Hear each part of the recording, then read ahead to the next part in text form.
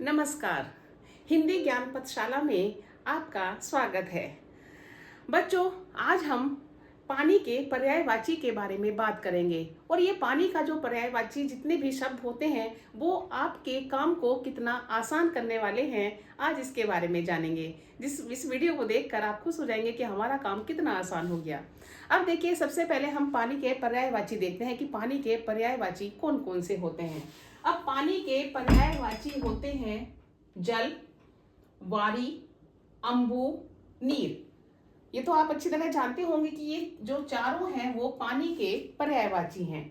अब जो है, अगर हम इन पानी के पर्यायवाची में ज लगा देते हैं तो ये सभी कमल के पर्यायवाची बन जाएंगे, क्योंकि ज का अर्थ ही होता है जन्मा, यानी कि जो जल में जन्मा है, यानी कि कमल। अब जैसे मान लीजिए, जल में अगर हम ज लगाते हैं तो ये बन जाता है जलज। वारी में ज लगाते हैं तो ये बन जाता है वारिज। अम्बु में लगाते हैं तो ये बन जाता है अम्बुज। और नीर में अगर हम ज लगाते हैं तो ये बन जाता है नीरज। और ये सभी कमल के पर्यायवाची हैं। अब जो है, बादल के पर्यायवाची बनाते हैं इन्हीं पानी के पर्यायवाची से। अगर हम इन्हीं पानी के पर्यायवाची में द लगा देते हैं तो ये सभी जो है क्या बन जाते हैं, बादल के पर्यायवाची बन जाते हैं, क्योंकि द का मतलब ही होता है देने वाला, यानी कि बादल जो है वो जल देने वाला होता है। जल में द प्रत्यय लगाने पर बनता है जलद।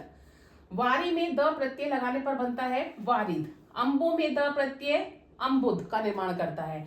और नीर में द प्रत्यय लगाने पर बनता है नीरद। और ये सभी बादल के पर्यायवाची हैं। अब इसी तरह से हम समुद्र के पर्यायवाची भी बनाते हैं। अब समुद्र के पर्यायवाची में हमें प्रत्यय लगाना है धी, क्योंकि धी का मतलब ही होता है धारण करने वाला, और समुद्र जो है वो धारण करने वाला होता है। तो जल में अगर हम धी प्रत्यय लगाते हैं तो ये बनता है जलधि। वारी में धी प्रत्यय लगाने पर बनता है वारिधि। और अम्बु में धी प्रत्यय लगाने पर बनता है अम्बुधि। और नीर में धी प्रत्यय लगाने पर बनता है नीरधि। और ये जो है सभी समुद्र के पर्यायवाची बन जाते हैं।